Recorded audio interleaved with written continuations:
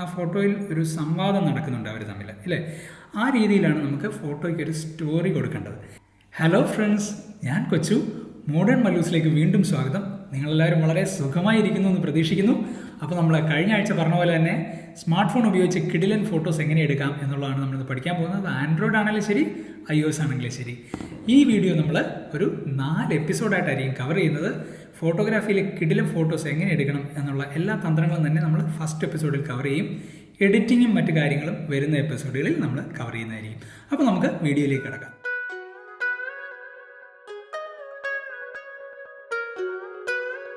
അപ്പോൾ ഈ വീഡിയോയിൽ നമ്മൾ 5 തന്ത്രങ്ങളാണ് ഡിസ്കസ് ചെയ്യാൻ പോകുന്നത്. ഈ 5 കാര്യങ്ങൾ ശ്രദ്ധിച്ചാൽ നമുക്ക് ഫോണിൽ കിടിലൻ ഫോട്ടോസ് എടുക്കാവുന്നതാണ്.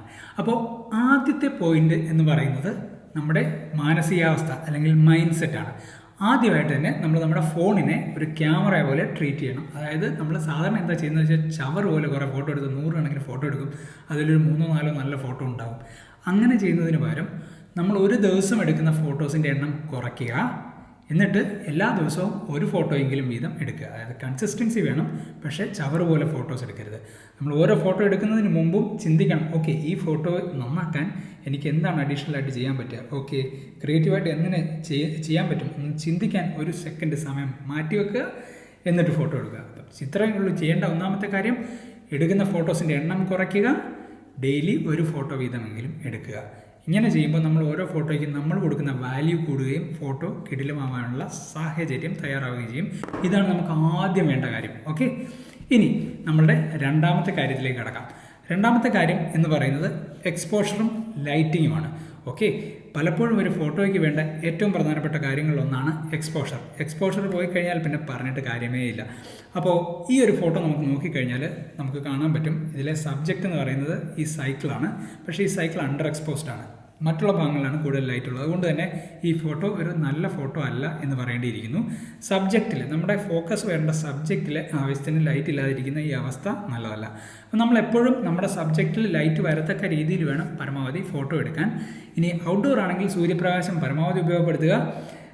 ഇനി ചില ശ്രദ്ധിക്കേണ്ട കാര്യങ്ങൾ നോക്കുക. ഈ ഫോട്ടോയിൽ ഞാൻ അമ്മുവിൻ്റെ മുഖത്തിൻ്റെ വശത്തും അതുപോലെ മുടിയിലുമൊക്കെ ഒരു റിം ലൈറ്റ് പോലെ സൺലൈറ്റ് വീഴുന്ന രീതിയിൽ അമ്മുവിനെ പ്ലേസ് ചെയ്തതിന് ശേഷമാണ് ഈ ഫോട്ടോ ഞാൻ എടുത്തിരിക്കുന്നത്. ഇതുപോലെ നമുക്ക് സൺലൈറ്റ് വേണ്ട വിധത്തിൽ ഉപയോഗിക്കാം. പക്ഷേ ഇന്ത്യയിൽ നമ്മൾ ഫോട്ടോ എടുക്കുമ്പോൾ ശ്രദ്ധിക്കേണ്ട കാര്യം വെച്ച് കഴിഞ്ഞാൽ സൂര്യപ്രകാശം കുറച്ച് ഹാർഷായിരിക്കും. അതുകൊണ്ട് ഡയറക്റ്റ് സൺലൈറ്റിൽ നിൽക്കാതെ കുറച്ച് ഷെയ്ഡുള്ള ഭാഗത്ത് നിർത്തി സബ്ജക്റ്റിന് ഫോട്ടോ എടുക്കുന്നതായിരിക്കും നല്ലത്. അതുപോലെ തന്നെ നമ്മുടെ പുറകിൽ സൂര്യൻ വരുന്ന രീതിയിൽ ഒരിക്കലും ഫോട്ടോ എടുക്കരുത് പകല്, പ്രത്യേകിച്ച് ഉച്ചയ്ക്ക്. കാരണം നമ്മുടെ സബ്ജക്റ്റിന് പുറത്ത് നിഴലായിരിക്കും, അങ്ങനെ വരരുത്. അപ്പോൾ അങ്ങനെ ചെയ്യുക. വീടിനകത്താണെങ്കിലും നല്ല വിൻഡോ ഒക്കെ തുറന്നിട്ട് ലൈറ്റ് കയറി വരുന്ന രീതിയിൽ പ്ലേസ് ചെയ്തിട്ട് വേണം. അപ്പോൾ ഒരു പ്രോഡക്റ്റ് ഫോട്ടോ ആണെങ്കിലോ ഇനി ആൾക്കാരുടെ ഫോട്ടോ ആണെങ്കിലോ ഒക്കെ എടുക്കാൻ. ഇരുട്ടത്താണെങ്കിൽ ആ ഫോട്ടോ മോശമായിരിക്കും. ഇനി നമുക്ക് ആർട്ടിഫിഷ്യൽ ലൈറ്റിങ് ചില സാഹചര്യങ്ങളിൽ ആവശ്യമായി വരും. നമ്മുടെ ഫോണിലൊക്കെ ചെറിയൊരു ഫ്ലാഷ് ഉണ്ടല്ലേ, പക്ഷേ അതുകൊണ്ട് എടുത്താൽ അത്ര നല്ല ഫോട്ടോസൊന്നും നമുക്ക് കിട്ടത്തില്ല. എന്നുവെച്ചാൽ വളരെ ചെറിയൊരു ഫ്ലാഷാണ്. അപ്പോൾ നമുക്ക് ഒരു കണ്ടിന്യൂസ് ലൈറ്റിങ് ഉപയോഗിക്കാം. അപ്പോൾ ഇതൊരു LED ലൈറ്റാണ്. ഇത് വളരെ വലിയൊരു ലൈറ്റാണ്. ഇത് ഞാൻ സാധാരണ വീഡിയോയ്ക്ക് ഉപയോഗിക്കുന്ന ഒരു ലൈറ്റാണ്. പക്ഷേ ഇത്രയും വലുത് വേണ്ട. നമുക്ക് റീചാർജ് ചെയ്യാൻ പറ്റുന്ന ചെറിയ ലൈറ്റ്സ് ഉണ്ടാവും. ഇതുപോലെ ഇരിക്കും. ഞാൻ എൻ്റെ ലിങ്ക് താഴെ ഇടാം. അപ്പോൾ ഇതിൽ നമുക്ക് ബാറ്ററി ഫിറ്റ് ചെയ്യാം കേട്ടോ. അതുപോലെ ബാറ്ററി ഇൻബിൽട്ടായിട്ട് വരുന്ന ലൈറ്റ്സും ഉണ്ട്. ഇത് 95+ CRI ഉള്ള, അതായത് CRI എന്ന് പറഞ്ഞാൽ കളർ റെൻഡറിങ് ഇൻഡെക്സ് ആണ്. അതായത് ഈ ലൈറ്റിൻ്റെ ക്വാളിറ്റിക്ക് അനുസരിച്ചിരിക്കും നമ്മുടെ ഫോട്ടോയിലെ കളറിൻ്റെ ക്വാളിറ്റി. അതുകൊണ്ട് ഒരിക്കലും 95 CRIയിൽ താഴ്ന്ന ലൈറ്റ് വാങ്ങരുത്. കഴിയുന്നതും 95 എങ്കിലും മിനിമം ഉള്ള ലൈറ്റ് ഇപ്പോൾ കിട്ടും. ഇത് അത്യാവശ്യമല്ല. നിങ്ങൾ കുറച്ചൊന്ന് സീരിയസ് ആയി വരുമ്പോൾ, ഫോട്ടോഗ്രാഫിയെ പറ്റി കുറച്ച് സീരിയസ് ആയി വരുമ്പോൾ ചെറിയ ഒരു LED ലൈറ്റ് വാങ്ങിയാൽ നന്നായിരിക്കും. നമുക്ക് ചുമ്മാ ബാഗിലിട്ടാൽ പുറത്തൊക്കെ പോകുമ്പോൾ അത്യാവശ്യമായ സാഹചര്യങ്ങൾ നമുക്ക് ഉപയോഗിക്കാൻ പറ്റും. ഇൻഡോർ ആയാലും ശരി, ഔട്ട്ഡോർ ആയാലും ശരി. അങ്ങനെയാണ് നമുക്ക് ലൈറ്റിങ്ങിൻ്റെ കാര്യം കവർ ചെയ്യേണ്ടത്. എക്സ്പോഷർ പ്രോപ്പറാക്കാൻ ശ്രദ്ധിക്കുക. അപ്പോൾ നമുക്ക് ഇതങ്ങോട്ട് നീക്കി വെച്ചിട്ട് അടുത്ത പോയിന്റിലേക്ക് കിടക്കാം. ബൈ ദ വേ, ഒരു കാര്യം പറയാൻ മറന്നുപോയി. നിങ്ങൾ പലരും നമ്മുടെ ചാനൽ സബ്സ്ക്രൈബ് ചെയ്തിട്ടുണ്ടെങ്കിലും നോട്ടിഫിക്കേഷൻ എനേബിൾ ചെയ്തിട്ടില്ല. ഇവിടെ നോട്ടിഫിക്കേഷൻ എനേബിൾ ചെയ്ത് കഴിഞ്ഞാൽ വീഡിയോ ഇറങ്ങുമ്പോൾ തന്നെ നിങ്ങൾക്കൊരു നോട്ടിഫിക്കേഷൻ കിട്ടും. അപ്പോൾ നിങ്ങൾ വീഡിയോ മിസ് ചെയ്യില്ല. ഇൻ കേസ് നിങ്ങൾ ചാനൽ ഇതുവരെ സബ്സ്ക്രൈബ് ചെയ്തിട്ടില്ലെങ്കിൽ, കണ്ടൻറ്റ് ഇഷ്ടപ്പെടുന്നുണ്ടെങ്കിൽ സബ്സ്ക്രൈബ് ചെയ്ത് ബെല്ലൈക്കൺ അടിക്കാൻ മറക്കണ്ട. അപ്പോൾ നമുക്ക് അടുത്ത പോയിന്റിലേക്ക് പോകാം. ഇനി നമ്മുടെ മൂന്നാമത്തെ വിഷയം എന്ന് പറയുന്നത് ഫോക്കസ് ആണ്. ഫോക്കസ് വളരെ ഓവർലുക്ക് ചെയ്യുന്ന ഒരു സാധനമാണ്. പലരും ആൾക്കാർ ഇതിന് വലിയ ഇമ്പോർട്ടൻസ് കൊടുക്കാറില്ല. കാരണം നമ്മൾ എന്ത് ചെയ്യുന്നത് വെച്ച് കഴിഞ്ഞാൽ നമ്മൾ ഫോട്ടോ എടുക്കണം, നമ്മുടെ സബ്ജക്റ്റിന് നേരെ ചൂണ്ടുന്നു, ക്ലിക്ക് ചെയ്യുന്നു. നമ്മൾ ഫോൺ തന്നെ ഫോക്കസ് ഫിഗർ ഔട്ട് ചെയ്യട്ടെ എന്ന് വിചാരിക്കുന്ന ഒരു സാഹചര്യമാണ്. അങ്ങനെ ചെയ്യരുത്.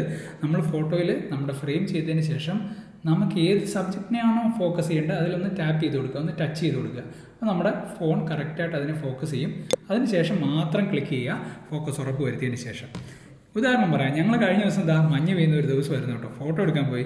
അമ്മുവിൻ്റെ ഈ ഫോട്ടോ ഞാൻ എടുത്തു, പക്ഷേ അമ്മു ഔട്ട് ഓഫ് ഫോക്കസ് ആണ്. പറഞ്ഞിട്ട് എന്തെങ്കിലും കാര്യമുണ്ടോ? നമ്മൾ വീട്ടിൽ വരുമ്പോൾ അത് അയ്യോ ഈ ഫോട്ടോ പോയി, ഇനി എന്ത് ചെയ്യും?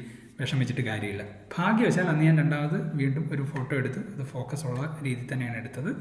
അന്നേരം ഞാൻ കണ്ടുകൊണ്ട് രക്ഷപ്പെട്ടു. കണ്ടില്ലെങ്കിൽ പിന്നീട് വന്ന് കരഞ്ഞിട്ട് കാര്യമില്ല, ശരിയല്ലേ? അപ്പോൾ നമ്മൾ എപ്പോഴും ഓരോ ഫോട്ടോ എടുക്കുന്നതിന് മുമ്പ് നമ്മുടെ സബ്ജക്റ്റ് എന്താണോ ഇതിൽ എന്ന് നമുക്കാണ് അറിയാവുന്നത്. നമ്മളതിൽ ടാപ്പ് ചെയ്ത് ഫോക്കസ് ഉറപ്പ് വരുത്തിയതിന് ശേഷം മാത്രം ഫോട്ടോ എടുക്കുക. ഇനി നമ്മുടെ നാലാമത്തെ കാര്യം എന്ന് പറയുന്നത് കോമ്പോസിഷനാണ്. കോമ്പോസിഷൻ വളരെ കോംപ്ലക്സ് ആയിട്ടും സംസാരിക്കാൻ പറ്റുന്ന ഒരു വിഷയമാണ്. പക്ഷേ നമ്മളിന്ന് വളരെ ലളിതമായ രീതിയിൽ എല്ലാവർക്കും മനസ്സിലാവുന്ന തരത്തിലായിരിക്കും ഇത് സിംപ്ലിഫൈ ചെയ്ത് പറയാൻ പോകുന്നത്. ആദ്യമേ തന്നെ നമുക്ക് റൂൾ ഓഫ് തേർഡ് എന്താണെന്ന് നോക്കാം. റൂൾ ഓഫ് തേർഡ് മാത്രമല്ല ഉള്ളത് നമ്മൾ, പക്ഷേ ആദ്യം റൂൾ ഓഫ് തേർഡിൽ തുടങ്ങാം.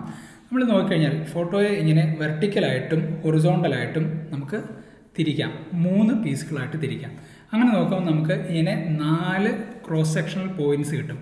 ഈ പോയിന്റുകളിൽ സബ്ജക്റ്റ് വരുന്ന രീതിയിൽ ഫ്രെയിം ചെയ്ത് ഫോട്ടോ എടുക്കുന്നതാണ് നമ്മുടെ റൂൾ ഓഫ് തേർഡ് എന്ന് പറയുന്നത്. ഇങ്ങനെ ചെയ്യുമ്പോൾ നമുക്ക് ബാലൻസ്ഡ് ആയിട്ടുള്ള ഒരു ബ്യൂട്ടിഫുൾ ആയിട്ടുള്ള കോമ്പോസിഷൻ എല്ലായ്പ്പോഴും കിട്ടും. ഒരു മിനിമം ഗ്യാരണ്ടി എന്ന് പറയാം. പക്ഷേ നമുക്ക് ഇതിൽ തന്നെ പോകണമെന്നില്ല. കുറച്ച് അങ്ങോട്ടോ ഇങ്ങോട്ടൊക്കെ മാറ്റിയാൽ ചിലപ്പം കുറച്ചുകൂടെ ഫോട്ടോ ബ്യൂട്ടിഫുൾ ആവും. അതുകൊണ്ട് റിജിഡായിട്ട് ഈ റൂൾ ഫോളോ ചെയ്യരുത്. ഇതിനകത്ത് അങ്ങോട്ടും ഇങ്ങോട്ടും ഒക്കെ വിട്ടുവീഴ്ചകൾ നിങ്ങളുടെ ഒരു ഐഡിയക്കനുസരിച്ച്, നിങ്ങളുടെ ഒരു ക്രിയേറ്റിവിറ്റിക്ക് അനുസരിച്ച് ചെയ്യുക. അടുത്ത പോയിന്റ് എന്ന് പറയുന്നത് നമ്മൾ ഫോട്ടോ എടുക്കുമ്പോൾ അങ്ങോട്ടും ഇങ്ങോട്ടും മൂവ് ചെയ്യുക എന്നുള്ളതാണ്. ഈ ഫോട്ടോ ഞങ്ങൾ ഹിമാചൽ പ്രദേശിലെ ജിസ്പ എന്ന് പറയുന്ന സ്ഥലത്ത് വെച്ചെടുത്തതാണ്. അപ്പോൾ ജീപ്പ് നിർത്തിയതിന് ശേഷം എനിക്ക് ആ ജീപ്പും അതുപോലെ ഈ മലകളും എല്ലാം കൂടെ ചേർന്നുള്ള ഒരു കോമ്പോസിഷനാണ് എൻ്റെ മനസ്സിൽ ഞാൻ ആദ്യം കണ്ടത്. അപ്പോൾ നമ്മൾ വെറുതെ നിന്നാൽ അത് കിട്ടില്ല. അപ്പോൾ ഞാൻ കുറച്ച് ഒരു കുഴി പോലെ ഒരു സ്ഥലം ഉണ്ടായിരുന്നു, പക്ഷേ താഴോട്ടിരുന്ന് ആ ഒരു ആംഗിളിലാണ് ഞാൻ എടുത്തത്. ഇത് ഫോണിൽ തന്നെ എടുത്തൊരു ഫോട്ടോയാണ് കേട്ടോ. അപ്പോൾ ഞാനത് മൂവ് ചെയ്യാൻ, അങ്ങോട്ടും ഇങ്ങോട്ടും നടക്കാൻ, ചിലപ്പോൾ നമുക്കൊരു 100 മീറ്റർ അങ്ങോട്ടും ഇങ്ങോട്ടും നടന്നാൽ അല്ലെങ്കിൽ ഒന്ന് തറയിലിരുന്നാൽ ചിലപ്പോൾ ഒന്നുകൂടെ നല്ല ഒരു ഫ്രെയിം നമുക്ക് കിട്ടും. അതുകൊണ്ട് നിങ്ങൾ നേരെ കാറ് നിർത്തി ഇറങ്ങി അവിടെ നിന്നുകൊണ്ട് തന്നെ ഒരു ഫോട്ടോ എടുക്കാതെ അങ്ങോട്ടും ഇങ്ങോട്ടും ഒക്കെ നടന്ന് നല്ലൊരു ഫ്രെയിം കണ്ടെത്തി ഫോട്ടോ എടുക്കാൻ ശ്രദ്ധിക്കുക. ഇനി നമ്മൾ പറയുന്നത് കോമ്പോസിഷനിലെ മറ്റൊരു വിദ്യയായ ലീഡിങ് ലൈൻസ് അല്ലെങ്കിൽ പാറ്റേൺസ് ഒക്കെ എങ്ങനെ നമുക്ക് യൂസ് ചെയ്യാം എന്നുള്ളതാണ്. ഇപ്പോൾ ഈ ഫോട്ടോ നോക്കിയാൽ കഴിഞ്ഞ ദിവസം ഞാൻ ഒരു ട്രാം വരുന്ന ഫോട്ടോ എടുത്താണ് കേട്ടോ. ഇതിൻ്റെ ആ ട്രാമിൻ്റെ പാളം നിങ്ങൾ നോക്കിക്കഴിഞ്ഞാൽ അതിൽ ആ 2 ലൈൻസ് എങ്ങനെയാണ് ഈ ഒരു ഫോട്ടോയെ ഗൈഡ് ചെയ്യുന്നതെന്ന് നിങ്ങൾക്ക് കാണാം. ഇതിനാണ് ലീഡിങ് ലൈൻസ് എന്ന് പറയുന്നത്. ഇതുപോലെ പലതരത്തിലുള്ള പാറ്റേൺസ്, ഇപ്പോൾ നിങ്ങൾ സ്ട്രീറ്റ് ലൈറ്റിൻ്റെ പാറ്റേൺ നോക്കിയാൽ ഇതിൽ പലതരത്തിലുള്ള പാറ്റേൺസ് നമുക്ക് അർബൻ എൻവയോൺമെൻറ്റ്സിൽ കാണാൻ സാധിക്കും. അതിനെ മാക്സിമം മുതലെടുത്തുകൊണ്ട് നല്ല ബാക്ക്ഗ്രൗണ്ട്സ് നമുക്ക് സൃഷ്ടിക്കാൻ പറ്റും. അതുകൊണ്ട് ഇങ്ങനത്തെ ലീഡിങ് ലൈൻസ് എന്ന് പറയുന്ന ടെക്നിക്ക് നമുക്ക് നല്ല രീതിയിൽ ഉപയോഗിക്കാം കേട്ടോ. ഇനി നിങ്ങൾ അടുത്ത തവണ ഫോട്ടോ എടുക്കാൻ നേരം അല്ലെങ്കിൽ ഏതെങ്കിലും ഒരു സീനിൽ നിൽക്കുമ്പോൾ നിങ്ങൾക്ക് ഇത് ക്ലിക്ക് ചെയ്യും, അന്ന് കൊച്ചു പറഞ്ഞ സംഭവം ഇതാണല്ലോ ലീഡിങ് ലൈൻസ്, നമുക്കിവിടെ കാച്ചാം. മറക്കരുത്, അങ്ങനത്തെ ഒരു അവസരം വന്നാൽ മുതലെടുത്തിരിക്കണം. അപ്പോൾ കോമ്പോസിഷൻ ഇമ്പ്രൂവ് ചെയ്യാനുള്ള മറ്റൊരു വഴി എന്ന് പറയുന്നതാണ് നമ്മുടെ മൾട്ടിപ്പിൾ ലെൻസസ്. ഇനി ഇതെങ്ങനെയാണ് ഉപയോഗിക്കുക? ഇപ്പോൾ ഒരു ക്യാമറയിൽ ഒരു 2 or 3 ഓപ്ഷൻസ് നമുക്കുണ്ടാവും അല്ലേ? അൾട്രാ വൈഡ് ഉണ്ടാവും, വൈഡ് ഉണ്ടാവും, പിന്നെ ടെലി ഉണ്ടാവും. ഡിഫോൾട്ട് എപ്പോഴും വൈഡിലായിരിക്കും. അപ്പോൾ നമ്മൾ മിക്കവാറും അത് തന്നെയാണല്ലോ ഹയസ്റ്റ് ക്വാളിറ്റി ക്യാമറ, അതുകൊണ്ട് മിക്കവാറും അതിലെടുക്കാനായിരിക്കും നമ്മൾ ചിന്തിക്കുക. പക്ഷേ കഴിഞ്ഞ ദിവസം ഞാൻ എടുത്ത ഈ ഒരു ഫോട്ടോ നോക്കുക. ഇത് നിഡ്ഡ നദിയുടെ തീരത്ത് ഞങ്ങളൊരു തണുത്ത റൈഡിന് പോയപ്പോൾ എടുത്താണ് കേട്ടോ. ആദ്യം ഞാനൊരു വൈഡിലിട്ടെടുത്ത് നോക്കി, പക്ഷേ എനിക്ക് ആ ഫോട്ടോ ശരിക്കും ഇഷ്ടപ്പെട്ടില്ല. അപ്പോൾ തന്നെ ഞാൻ ടെലി ഇട്ടിട്ട് വീണ്ടും ആ ഫോട്ടോ ഒന്നുകൂടെ എടുത്തു. ഈ ഫോട്ടോ എനിക്ക് വളരെയധികം ഇഷ്ടപ്പെട്ടു. ആ റൈഡിങ്ങിൻ്റെ ആ ഫീല് ശരിക്കും ഈ ഫോട്ടോയിൽ എക്സ്പ്രസ് ആവുന്നുണ്ടെന്ന് എനിക്ക് ഫീൽ ചെയ്തു. അല്ല, തണുപ്പിൻ്റെ കാര്യം കൺവേ ചെയ്യാൻ ആ ഗ്ലൗസിനും ശരിക്കും പറ്റുന്നുണ്ട്. നമ്മൾ ശരിക്കും നമ്മുടെ അവൈലബിൾ ആയിട്ടുള്ള എല്ലാ ലെൻസ് ഓപ്ഷൻസും ട്രൈ ചെയ്യുക. എല്ലായ്പ്പോഴും ഒറ്റ ഒരു ലെൻസിൽ തന്നെ കിടന്ന് ഫോട്ടോ എടുക്കരുത്. എന്താ വെച്ചാൽ ഈ ഓരോ ലെൻസിനും ഡിഫറൻറ്റ് കോമ്പോസിഷൻസ് നമുക്ക് തരാൻ സാധിക്കും എന്നുള്ളത് തന്നെയാണ് എൻ്റെ ഒരു കാര്യം. ഫൈനലി കോമ്പോസിഷനിൽ നമുക്ക് ചെയ്യാൻ പറ്റുന്ന ഒരു കാര്യം എന്ന് പറയുന്നത്, നമ്മൾ ഫോട്ടോ ഒക്കെ എടുത്തിട്ട് വീട്ടിൽ വന്നതിന് ശേഷം നമുക്കൊന്ന് റീകമ്പോസ് ചെയ്യണം. ഈ ഫോട്ടോയിലൊക്കെ ഇത്രയും ഭാഗം വേണ്ടായിരുന്നു എന്ന് തോന്നി അതൊന്ന് ക്രോപ്പ് ചെയ്യുക. നമ്മൾ ഈ ഫോട്ടോ ഷെയർ ചെയ്യുന്നതിന് മുമ്പ് നമുക്ക് ഈ ആവശ്യമില്ലാത്ത ഭാഗം ക്രോപ്പ് ചെയ്ത് ഇച്ചിരൂടെ ബെറ്റർ കോമ്പോസിഷൻ നമുക്ക് അച്ചീവ് ചെയ്യാമെങ്കിൽ തീർച്ചയായിട്ടും അത് ചെയ്യാൻ മറക്കരുത്. അപ്പോൾ നമ്മൾ നമ്മുടെ 5ാമത്തെ പോയിന്റിലേക്ക് കിടക്കുകയാണ്. ഒരു ഫോട്ടോയെ അതിൻ്റെ വാല്യൂ ഇവിടെ നിന്ന് ഇവിടെ എത്തിക്കാൻ കഴിവുള്ള ഒരു കാര്യമാണ് നമ്മൾ പറയാൻ പോകുന്നത്. ശ്രദ്ധിച്ച് കേൾക്കണം. ഫോട്ടോയ്ക്ക് ഒരു സ്റ്റോറി ഉണ്ടായിരിക്കണം. ഓരോ ഫോട്ടോയ്ക്കും ഒരു കഥ പറയാനുണ്ടായിരിക്കണം എന്നുള്ളതാണ് എൻ്റെ ഒരു പോയിന്റ്. എന്താണ് ഇതെന്ന് മനസ്സിലാക്കണമെങ്കിൽ, കഴിഞ്ഞ ദിവസം ഞങ്ങൾ ഇവിടുത്തെ ഒരു പ്രണയിനികളുടെയും പ്രണയിതാക്കളുടെയും ഒരു ബ്രിഡ്ജിനെ പറ്റി ഒരു വീഡിയോ ചെയ്തിരുന്നു ഫ്രാങ്ക്ഫർട്ടിലെ. നിങ്ങൾ കണ്ടു കാണും അമ്മു ചെയ്ത ആ വീഡിയോ. അവിടെ വെച്ച് ഞാൻ 2 ഫോട്ടോസ് എടുത്തു. ആദ്യം ചെയ്ത ഫോട്ടോ ഇതാണ്. ഈ ഫോട്ടോയിൽ നമ്മൾ നോക്കിക്കഴിഞ്ഞാൽ ആ ഒരു പൂട്ട് നമുക്ക് കാണാം. ഇത് എന്ത് പൂട്ടാണെന്നോ ഈ പൂട്ടിൻ്റെ ഇമ്പോർട്ടൻസ് എന്താണെന്നോ ഒന്നും ഇതിൽ നമുക്ക് മനസ്സിലാവുന്നില്ല അല്ലേ. കാണാൻ ചിലപ്പോൾ നല്ല ബൊക്കെയൊക്കെ ഉണ്ട്, നല്ല ബ്യൂട്ടിഫുൾ ആയിട്ട് തോന്നുമെങ്കിലും ഈ ഒരു ഫോട്ടോ ആയിട്ട് കമ്പയർ ചെയ്യുമ്പം ആ ഫോട്ടോയുടെ വ്യത്യാസം നമുക്ക് മനസ്സിലാവും. ഇതിൽ നമുക്ക് അമ്മുവും ആ ലോക്കും തമ്മിൽ എന്തോ ഉണ്ടെന്നും അമ്മു ആ ലോക്കിനെ പറ്റിയും ആ ലോക്ക് അമ്മുവിനെ പറ്റിയും ഒരുപക്ഷെ എന്തോ ചിന്തിക്കുന്നുണ്ടെന്നും ഈ ഫോട്ടോ കാണുന്നവർക്ക് തോന്നും. അതാണ് ആ ഫോട്ടോയുടെ ഒരു സ്റ്റോറി. ആ ഫോട്ടോയിൽ ഒരു സംവാദം നടക്കുന്നുണ്ട് അവർ തമ്മിൽ അല്ലേ. ആ രീതിയിലാണ് നമുക്ക് ഫോട്ടോയ്ക്ക് ഒരു സ്റ്റോറി കൊടുക്കേണ്ടത്. ഇങ്ങനെയാണ് നമുക്ക് ഫോട്ടോയുടെ വാല്യൂ ഒറ്റയടിക്ക് ഉയർത്താൻ സാധിക്കുക. അപ്പോൾ ഇങ്ങനെ ഒരു സ്റ്റോറി നിങ്ങളുടെ ഓരോ ഫോട്ടോയ്ക്കും ഉണ്ടോ ഇല്ലേ എന്ന് നിങ്ങൾ ഫോട്ടോ എടുക്കുന്നതിന് മുമ്പ് ചിന്തിക്കുക. ഞാൻ കാണിച്ചല്ലോ 2 ഉദാഹരണങ്ങൾ. ഫോട്ടോയ്ക്ക് ഒരു സ്റ്റോറി ആഡ് ചെയ്യുക എല്ലായ്പ്പോഴും.